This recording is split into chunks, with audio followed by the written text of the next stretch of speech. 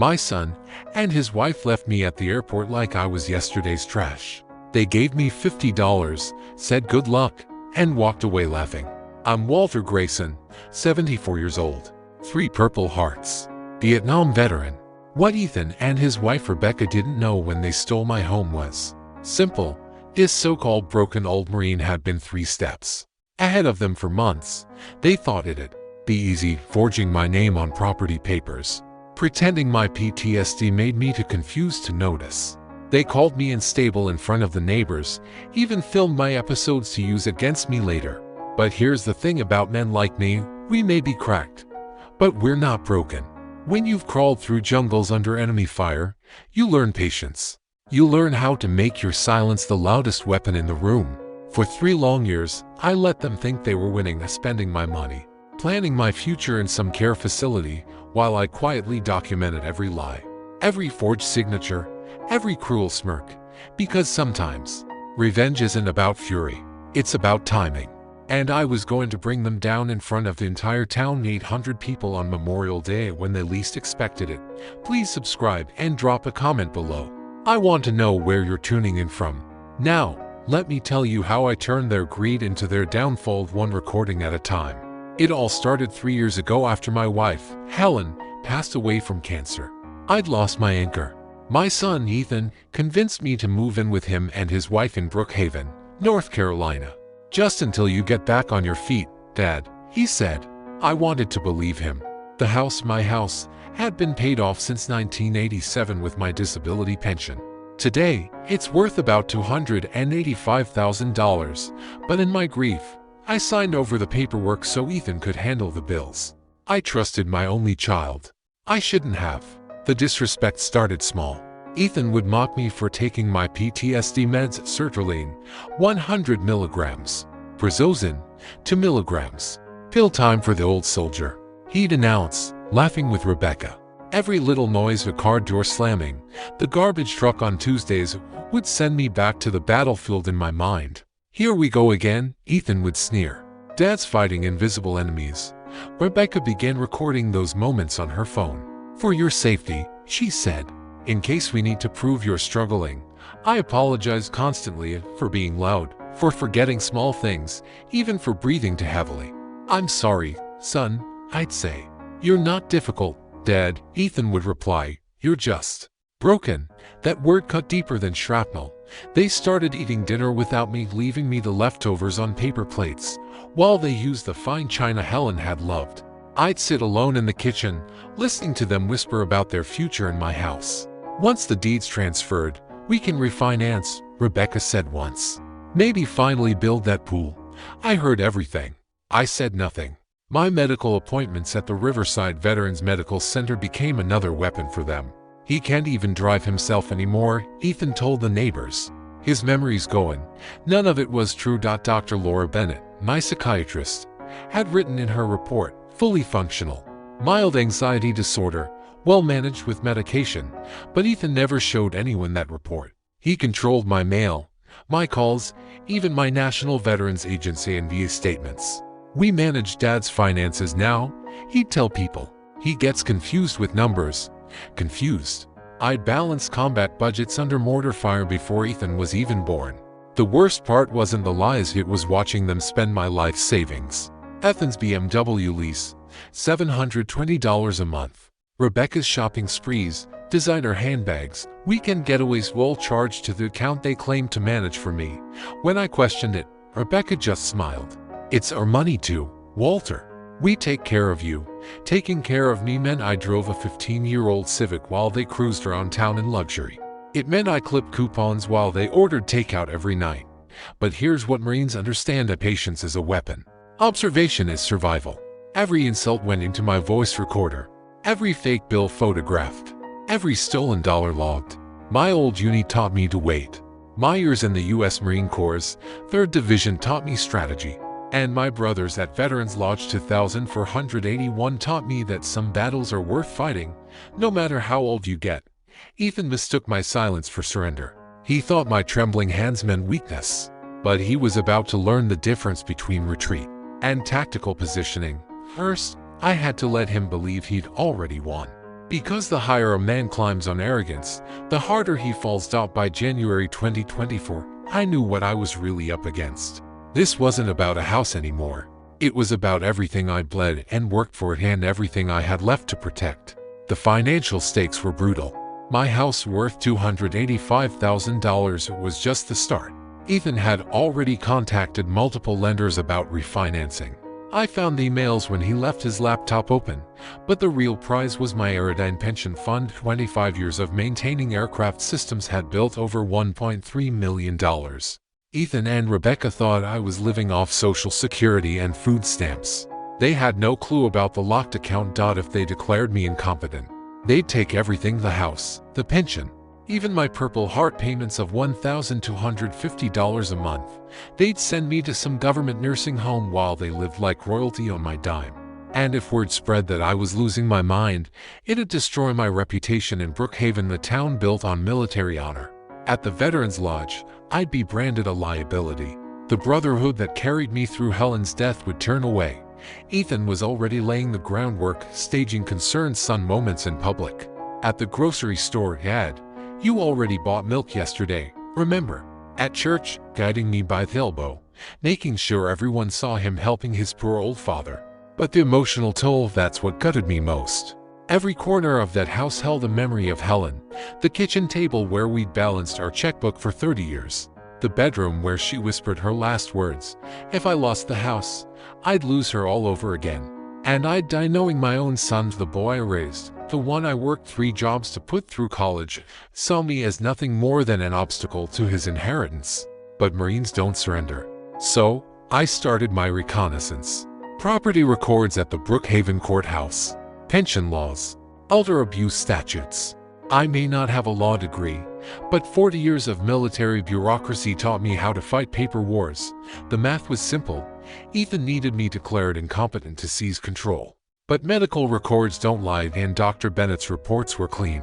Every evaluation confirmed it: mentally sharp, fully functional. Ethan was building his empire on lies.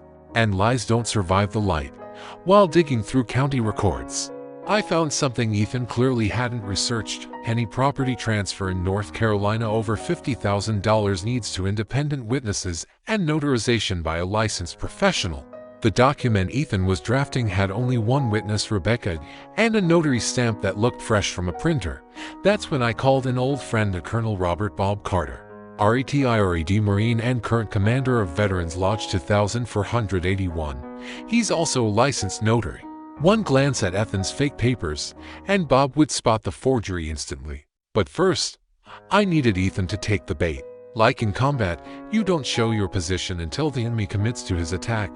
Everything I'd built, my career, my marriage, my dignity, stood against Ethan's greed and arrogance. He thought my PTSD made me weak. He thought my age made me blind. He had no idea that Marines don't crumble, we calculate. The house was worth $285,000. My Aerodyne Systems pension was worth $1.3 million. But my pride, that was priceless. And Ethan was about to learn the cost of trying to steal it. He thought he was playing checkers. But this old Marine was playing chess. And I was already 3 moves ahead. The real battle began on a Tuesday morning in February. I was taking my medication, same time every day, when Ethan cornered me in the kitchen. He had that smug look he used with his insurance clients when he thought he was being clever. "Dad, we need to talk." Rebecca stood behind him, phone in hand, already recording. "About what, son?" "About your situation." I set down my pill organizer, the one Helen bought me in 2019. Blue plastic, days of the week marked neatly across the top. "What situation?" I asked. "You're getting worse," he said. "I feel fine. Yesterday, you asked me 3 times when dinner was." That was a lie. I'd asked once that for PM, because Rebecca was already in our late cooking. "I don't remember that." "See," Ethan said. "That's exactly the problem." He sat across from me, voice dripping with condescension. "Dad, Rebecca and I have been talking about your care." "I don't need care," I said. "You need structure. Professional help. Dr. Bennett can't see what we see every day." "Daily decline," Rebecca added, filming every word. "Decline?" I asked. "You mean because I don't want to live by your rules?" "Yesterday," she said, You put the milk in the cabinet. I don't even drink milk. Ethan leaned forward. We're just trying to help you accept reality. Reality. That word hit hard. The kind of word someone uses when they think their truth is the only one that matters. My reality seems fine, I said. Does it? When's the last time you balanced a checkbook? You handle my finances now, because you asked us to after all those mistakes, Ethan said, his tone tightening. What mistakes? The electric bill, Dad. You paid it twice. I hadn't, but I wasn't about to argue. Let him dig his own grave. I see, I murmured. Do you? Ethan snapped. You're losing your independence, Dad. Your mind. Everything. Everything. I repeated quietly. That's a big word, son. Rebecca crossed her arms.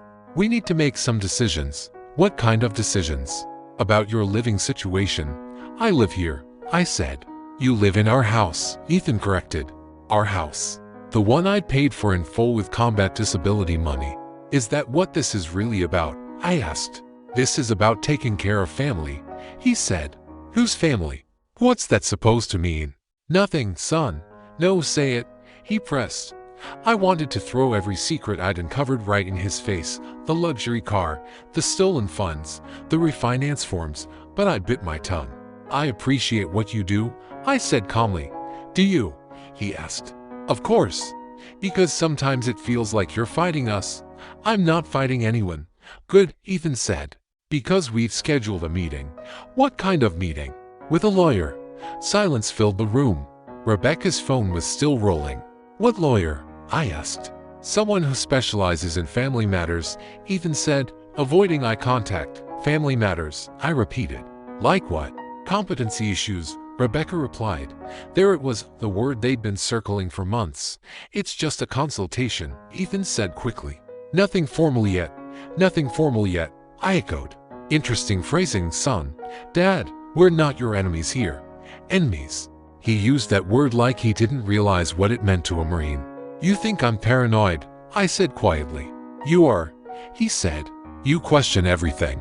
Every little thing. Like my own mail. Like your finances, he corrected. I just want to understand. Understand what? Where my money's going. Rebecca stepped forward. Your money goes toward taking care of you. All of it. What's that supposed to mean? Ethan asked. $720 for a BMW lease. Ethan's face turned red. That's for your transportation. I have a car of a 15-year-old Honda that runs fine. You deserve better, he said. Better from the son who feeds me leftovers on paper plates. Rebecca scoffed. You're being ungrateful. I'm comfortable, I said. Are you? Ethan shot back. Are you really comfortable watching your son struggle while you hoard money? Hoard money? He leaned forward. Then trust us to handle things. Sign the papers. What papers? The ones making us your legal guardians. Guardians, I repeated. Like I'm a child. It's just a formality, Ethan said. I'll think about it. Think fast, he said coldly. Because whether you like it or not, this train's leaving the station. He stood. Rebecca pocketed her phone, and they walked out. I sat alone at Helen's old kitchen table, staring at the pill organizer she'd bought me. But I wasn't thinking about medication anymore. I was thinking about the tiny voice recorder in my shirt pocket. One that had captured every single word. Thursday at 2 o'clock. That's when they planned to meet the lawyer. Perfect. That gave me exactly 48 hours to prepare my counterattack. That night, while they slept, I went down to my small basement room and pulled out the old fireproof lockbox I'd hidden under the mattress for years. Helen had given it to me for our 40th anniversary. Your war chest, she'd called it. She had no idea how right she'd been. Inside were the documents Ethan would never think I was capable of keeping organized, because in his mind, his old father couldn't manage anything more complicated than a full schedule. First, my Aerodyne pension fund statements at 25 years of contributions, employer matching, compounding interest. Current balance, $1,372,412. Ethan thought I was living on and via disability checks of $1,250 a month. He had no idea I'd been quietly depositing $4,200 monthly into a private account downtown. Second, the original deed to my house purchased May 15, 1987, paid in full. No mortgage, no liens. Third, my National Veterans Agency medical evaluations. Dr. Laura Bennett, psychiatrist at Riverside Veterans Medical Center, had treated me for 15 years. Every report said the same thing: mild anxiety disorder, no cognitive decline, fully competent. Ethan's incompetency case was a house of cards.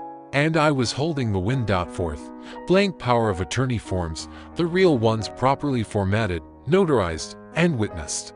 I compared them to Ethan's draft. His was missing entire legal sections and had a fake notary seal. And finally, the most important item in the box, my digital recorder. Voice activated, 60-hour capacity. 3 months of recordings, Ethan calling me crazy, Rebecca laughing about getting Dad's money, and both of them planning how to sell the house. Every word, every whisper, every insult saved forever. And one more thing, the business card. Colonel Robert Bob Carter, retired Marine, Veterans Lodge Commander, licensed attorney, licensed notary. My brother in arms for over 30 years. Bob had served in Desert Storm long after I'd come home from Vietnam. Different wars, same code, same loyalty. I called him that night. Bob, you busy Thursday morning? Depends, Walter. You need representation. Maybe. Can't talk much over the phone. Understood, he said. Bring everything to my office before your meeting. Marines don't ask for explanations when a brother says he needs help. I hung up the phone, locked the box, and slid it back under the mattress. Tomorrow, I'd make copies of everything. Thursday, I'd go to war. Thursday morning came cold and gray, the kind of morning that felt like the world was holding its breath. Ethan left early, dressed in a tailored navy suit he'd bought with my money. Rebecca followed, wearing that smug half-smile she reserved for small victories. They thought they'd already won, but war isn't won by the first shot, it's won by patience.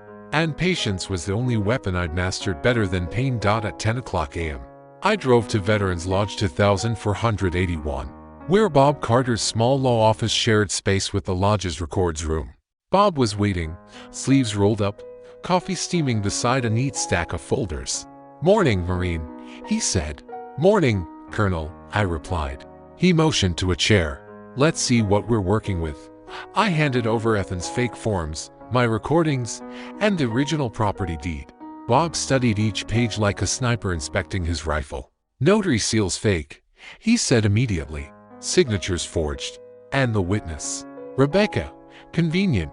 He looked up at me. "You sure you're ready to burn this bridge?" I nodded. "It's already Esh." Bob smiled faintly. "All right then. You show up at this lawyer meeting calm, quiet, respectful. Let them talk. I'll be 2 doors down. When the time's right, I'll walk in and do what Marines do best, deliver justice." I asked. He grinned. "Exactly." We shook hands. His grip was strong, steady, the kind that reminded me I wasn't alone in this fight. Then I drove to the meeting. Ethan had chosen a sleek corporate law office downtown, glass walls, white marble floors, the kind of place built to intimidate. When I stepped inside, Rebecca was already seated beside him. A young attorney in a gray suit looked up from his laptop. "Mr. Holloway," he said, extending a hand. "Present," I said. Ethan gave me a fake smile. "Glad you made it. Wouldn't miss it." The attorney introduced himself as James Cutler, specialist in elder care law. He started shuffling papers.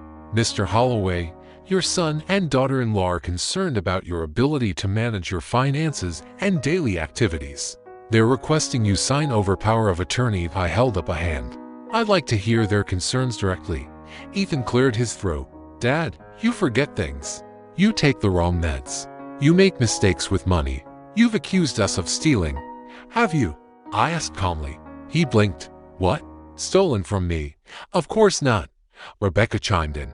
"You've been confused, Walter. You even said Helen's voice talks to you at night."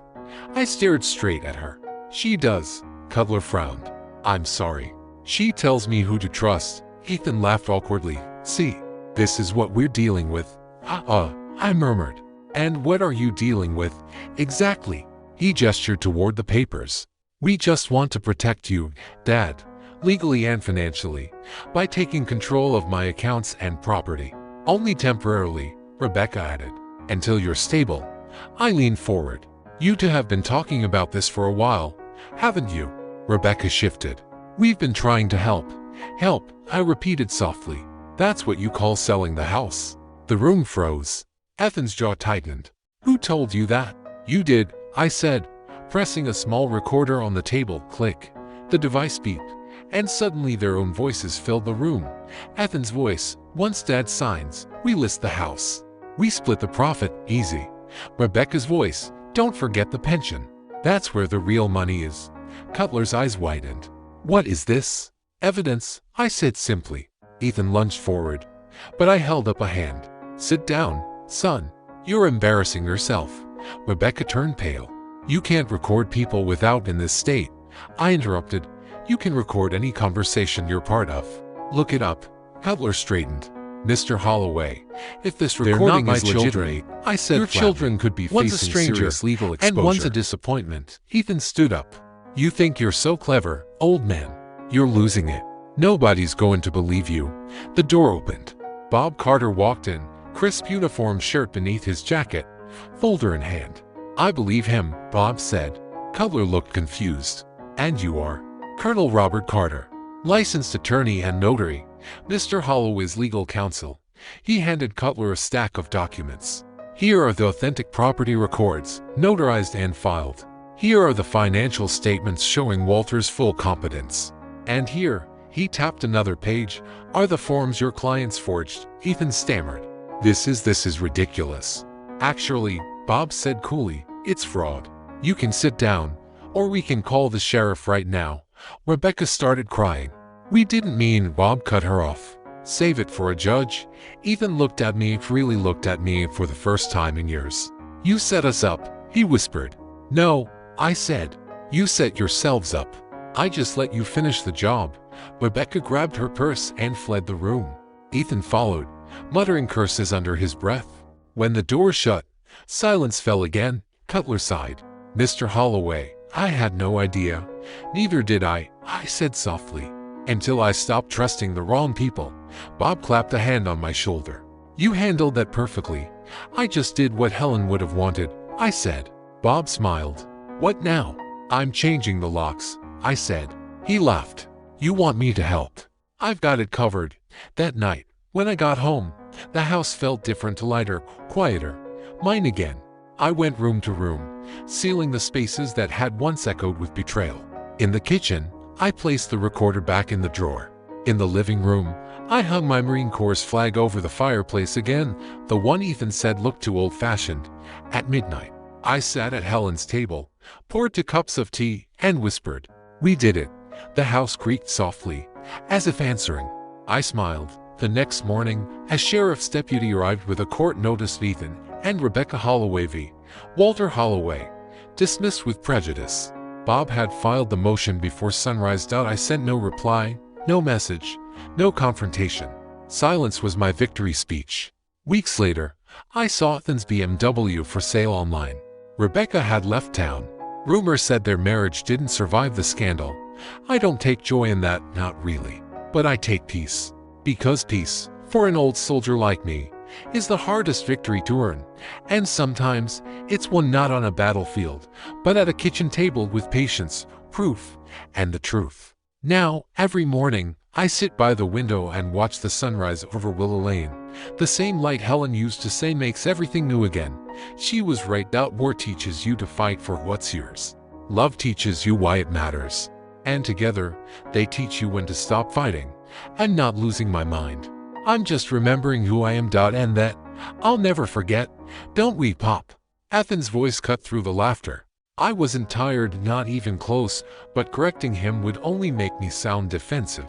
We all slow down with age, Marcus Hall said, trying to diffuse the tension. Some more than others, Rebecca added smoothly, already filming the moment on her phone. Then Ethan cleared his throat. Dad had another episode yesterday. Forgot where he kept his medication. I lied plain and practiced. I'd found my pills exactly where they'd always been, right side cabinet, 3 years running. Someone muttered, PTSD can do that. Ethan pressed on. It's getting worse. He's not always sure who people are anymore. I recognized everyone just fine. I just didn't recognize the man my son had become. Rebecca leaned in, voice soft. The anger's the hardest part. When he gets confused, he gets violent, violent. The word hung in there like smoke. I hadn't raised my voice in anger since 1987. Marcus's expression changed to Marines know lies when they smell them. Ethan wasn't finished. Last week, he threw a plate right through the kitchen window. I nearly laughed. The only broken window in that house was from Ethan's golf swing. Sounds scary, someone said. Ethan put on his best noble face. We're managing. Family looks out for family. What's his doctor say? Marcus asked. Dr. Bennett thinks he needs a more structured environment. Rebecca said quickly. Dr. Bennett had said no such thing. But the crowd didn't know that. Nursing home. Someone asked quietly. We're exploring options, Ethan said solemnly. It's about safety, safety. Like I was a live grenade. Dad gets mixed up about money too, Ethan added, lowering his voice. Yesterday he accused us of stealing. A ripple moved through the group. Nothing unsettles people faster than family accusations. That must be heartbreaking, Mrs. Evelyn Parker said gently. It is, Rebecca sighed. When your own father sees you as the enemy. Enemy.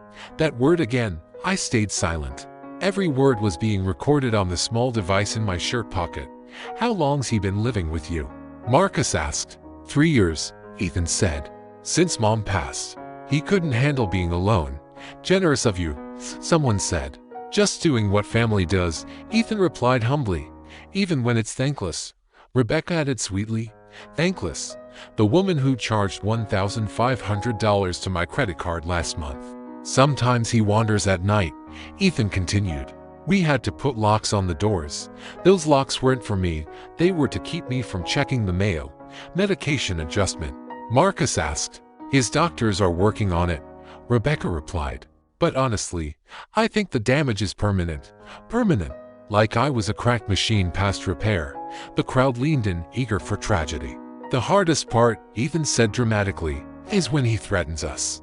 Last week, he said he'd call the police. I had. After discovering another mysterious transfer from my account. Paranoid delusions, Rebecca whispered sadly. He thinks we're out to get him. No, not everyone. Just the two people standing beside me. Well, Mrs. Parker said carefully, you're doing your best. That's what matters, thank you, Ethan said graciously. We couldn't do it without community support. Community support for the liar. Meanwhile, I stood 3 feet away like a ghost at my own funeral. Then Marcus did something unexpected. He stepped forward, meeting my eyes. You doing all right, Walter? The first real question anyone had asked me all day. I'm fine, Marcus. You sure? Just enjoying the barbecue. Good, he said. You know where to find me if you need anything. Ethan jumped in quickly. Dad doesn't like to bother people. No bother, Marcus said firmly. Marines look after each other. The first true thing spoken all afternoon. Well, Ethan said, and easy now. We should get Dad home. He gets agitated when he's out too long. I wasn't agitated, just observant. Walter, Marcus called as we left. My door's always open. Appreciate it, I said. Walking back, Ethan looked thrilled. That went perfectly, he told Rebecca. Especially the violence story, she said, smirking. Violence I'd never committed, all captured in perfect digital clarity. That night, I called Colonel Robert Bob Carter. How was the barbecue? He asked. Enlightening, I said. You ready for Thursday? More than ready. Good, he said. Because this is war. War, finally. Someone who understood the battlefield. Thursday dawned gray and cold. I was up at 05:00 out of habit. By 08:00, I was standing outside Veterans Lodge 2481, 6 blocks from my home in Brookhaven. Colonel Carter waited inside, sleeves rolled, eyes sharp. You look like hell, Walter, he said. Feel worse, I replied, handing over the lockbox. He opened it, examining every paper like evidence. Your pension fund's worth $1.3 million, he muttered. They think you're broke. Exactly. He flipped through my NVA reports. Dr. Bennett's notes are airtight. Full cognitive function. I played the 47-minute recording. With each lie, Bob's expression hardened. This is textbook elder abuse, he said. Financial and emotional. He looked up. You want quiet justice or public justice? What's the difference? Quiet means court. Public means humiliation. After Saturday, I said. Public Good, he said, pulling a folder labeled Brookhaven Honor Council. Every year, we pick a Grand Marshal for the Memorial Day Parade. Local veteran, decorated, respected. He looked up. You earned 3 Purple Hearts and a Bronze Star. You fit the bill. I don't do parades, I said. Crowds. PTSD, I said. He nodded. Then make this the crowd that heals it. Let's show them who you are. By Sunday morning, the vote was unanimous. The Brookhaven Chronicle headline read, Vietnam veteran chosen as Grand Marshal for Memorial Day Parade. When Ethan saw it, he nearly broke the door, bursting in. Dad, you're in the paper. This is amazing. Just a parade, I said. Just a parade. This is your big moment. He didn't realize how right he was. Memorial Day morning. Dress blues pressed, medals polished, 3 Purple Hearts, 1 Bronze Star. Ethan circled me, straightening my collar. You look incredible. Like a real Marine. Like I ever stopped being one, I thought. We drove through Brookhaven in his shiny BMW. Smile for the cameras. Dad, wave proudly. The same medals he'd mocked were suddenly trophies again. At City Hall, the parade buzzed to life. Flags snapping in the wind. Colonel Carter approached. Uniform immaculate. You ready, Walter? Ready. He nodded to Ethan. Your father earned this 50 years ago. We're just honoring it properly. Bob the convertible rolled down Ladies and gentlemen, lined with waving marshals and saluting veteran Walter Grayson. The crowd's cheers applause rippled through the crowd. But I kept my eyes forward. Walter served 3 tours with the U.S. Marine Corps' 3rd Division. 3 Purple Hearts. Bronze Star. 25 years with Aerodyne Systems. A man of honor. Then he handed me the MiG. Thank you for this honor, I began. But before we celebrate, there's something you should know. The crowd went silent. Ethan's grin froze. For 3 years, some people have called me confused, violent, paranoid. I looked at him. They've said I forget things, that I don't recognize people, that I accuse my family of stealing. Rebecca lowered her phone. Ethan's face went pale. Today, I want to tell you the truth. I pulled a manila envelope from my coat. For 3 years, my son Ethan and his wife Rebecca have been draining my accounts, forging documents, and trying to declare me incompetent to steal my home. The crowd gasped. Ethan jumped up. Dad, that's not true. Oh, it's true, I said, holding up the Aerodyne Pension Fund statement. $1.3 million. Money you never knew about. Then I held up another page. Dr. Laura Bennett, no cognitive decline, no diminished capacity. Finally, I raised the recorder. And this 47 minutes of proof. Gasps, murmurs, outrage. Ethan pushed forward. You're having an episode. No, I said calmly. I'm having a reckoning. Bob stepped forward, voice cutting like a blade. I'm Colonel Robert Carter, attorney and commander at Veterans Lodge 2481. I've reviewed Walter's evidence. This is elder abuse, fraud, and forgery. He handed me papers. Effective immediately, restraining order against Ethan and Rebecca Grayson. I turned to my son. You're served. Phones were filming. The crowd roared, some cheering, others shouting in disgust. Marcus appeared beside me. You need a ride, Walter. Home, I said. My home. By dawn the next morning, their moving truck was gone. Neighbors peeked through curtains, whispering. By noon, the sheriff delivered confirmation, restraining order approved, accounts restored. Wells Fargo called, $47,000 in fraudulent charges reversed. The FBI flagged Ethan's insurance license. His career had gone out by Wednesday. Mrs. Parker appeared with a casserole. Walter, I'm so sorry. None of us knew. I smiled faintly. Now you do. Sometimes justice doesn't come with sirens or gavel strikes. Sometimes it comes wrapped in silence and served warm, under sunlight, to the sound of a marching band. For the first time in years, Brookhaven felt like home again. And I finally felt like Walter Grayson, Marine, husband, and survivor, not a broken man, but one who remembered exactly who he was. By Thursday morning, everyone in Brookhaven knew what had happened. Front page of the Brookhaven Chronicle read, Local veteran exposes family fraud at Memorial Day Parade. Reporters quoted half the town. I always knew something was off about how that boy treated his father, said witness Margaret Davis. Now we know why. Disgraceful behavior, added veteran Tom Wilson. Marines don't abandon Marines and families shouldn't abandon family. Friday came with legal consequences. Colonel Robert Bob Carter called me before noon. The district attorney's office just confirmed it. He said, they're filing charges against Ethan and Rebecca elder abuse, financial fraud, forgery, and conspiracy. I sat back in my chair, silent for a long moment. And restitution? I asked. Full recovery, he said. Every dollar they took plus damages. The house is yours again, free and clear. Ethan never filed that fake deed. He got too confident. His arrogance had finally caught up with him. He wanted to file the papers after having me declared incompetent. That greed made him sloppy, and now it would cost him everything. Saturday brought poetic justice. Marcus Hall stopped by. His wife worked at the local insurance agency. You'll like this, Walter, he said with a grin. Ethan got fired yesterday. Company policy, no one with active fraud charges. What about the BMW?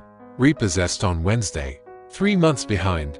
I couldn't help but smile. He'd stolen from me to live a life he couldn't afford. Now, he had nothing. No job, no car, no house, and not a shred of reputation left. Where are they staying? I asked. With Rebecca's mother. 2-bedroom apartment across town. From my $285,000 home to a spare room in her mother's apartment. The universe has its own way of balancing things. Sunday came with something unexpected. The Veterans Lodge 2481 meeting was packed wall to wall of Marines, soldiers, sailors, airmen. Word had spread. When Colonel Carter called the room to order, he smiled toward me. Brothers, he began, the post has voted unanimously. We're establishing the Walter Grayson Veteran Advocacy Fund to help others facing what Walter did. Applause filled the hall. Men I'd served beside and men I'd never met clapped until my chest ached. That sound meant more than any medal I'd ever earned. Because everyone there understood. Betrayal by your own family cuts deeper than any wound in battle. Thank you, I said softly. Helen would have liked that. Monday brought the final consequence. My phone rang at 10:30 hours. A no number, Dad. The voice was small, defeated. Ethan, this is Mr. Grayson, I said. Dad, please. Can we talk? All communication goes through Colonel Carter. I know, he said quietly, but I just wanted to say I'm sorry. We made mistakes. Mistakes, I repeated. Is that what you call stealing $47,000 and planning to put your father in a nursing home? Please, Dad, you mocked my medals. You filmed my panic attacks. You called me insane. You stole from me and from your mother's memory. And now you want forgiveness. Silence. You forgot something. Son, I said finally. What's that? I'm a Marine. And Marines don't surrender. I ended the call. That afternoon, I walked through my house not as a prisoner, not as a guest, but as its rightful owner. Helen's favorite furniture sat where it belonged. My medications were neatly lined up in the kitchen cabinet. Mail addressed to me rested on the table. The old lockbox that once hid under my bed was open now, its contents spread before me. The Aerodyne Pension Fund statement, $1.3 million, untouched. The official deed to my house, stamped and legal. And the small digital recorder that had exposed it all. But the most important item wasn't in that box anymore. It hung in the living room with 3 purple hearts, a bronze star, and my combat infantry badge. Helen had framed them herself, years before she passed. On the back, in her handwriting, for the man who earned them and keeps earning them. I'd earned them once in Vietnam 50 years ago. And I'd earned them again on Memorial Day, 2024. 3 months later, I sat on my porch at 06 hours, coffee steaming, sunrise glowing over Brookhaven. My neighborhood, my home, my peace. The legal process was nearly over. Ethan and Rebecca had taken plea deals, 2 years probation, full restitution, and community service at the Riverside Veterans Medical Center. They'd finally see what real sacrifice looks like. Colonel Carter visited twice a week now, more friend than attorney. We'd drink black coffee, talk about everything except family. Marcus Hall became my closest neighbor. His kids called me Grandpa Walter. They loved hearing about the old days. About courage and brotherhood, lessons their generation still needed. The Walter Grayson Veteran Advocacy Fund had already helped 12 veterans in 3 months, men and women who'd faced their own family betrayals. We offered them lawyers, therapy, and hope. No one else would have to go through what I did. Dr. Laura Bennett adjusted my meds, said my PTSD symptoms had improved drastically. Turns out, being manipulated by your own family was worse than any flashback. Peace came not from pills, but from truth. Ethan called twice more. Both times, I directed him to Colonel Carter. He'd forfeited the right to speak to his father when he chose greed over love. My Aerodyne pension was now professionally managed, funding programs for veterans when I'm gone, a legacy better than anything Ethan ever could have built. And yes, I started seeing someone. Mary Patterson, widow of a Navy corpsman. She understood what it means to live with ghosts and grace. We took it slow, to old souls who'd seen enough storms to appreciate calm waters. But the biggest change wasn't in my finances or my medication. It was in me. I stopped apologizing for existing. No more eating leftovers while others feasted. No more letting my trauma define me. No more letting anyone call survival a weakness. This morning, my phone buzzed with text from Marcus's daughter, Emma. "Happy birthday, Grandpa Walter. Can we see your medals today?" I smiled. 75 years old. "Of course, sweetheart," I replied. "Come over after school tonight." The Hall family and Mary would join me for dinner. A real family, built not on blood, but on respect. People who understood that loyalty isn't inherited, it's earned. If you're listening to this, remember, it's never too late to stand up for yourself. Never too late to reclaim what's yours. And never too late to rebuild your dignity. Sometimes the ones meant to protect you are the ones who wound you most. But Marines look after their own. And that makes all the difference.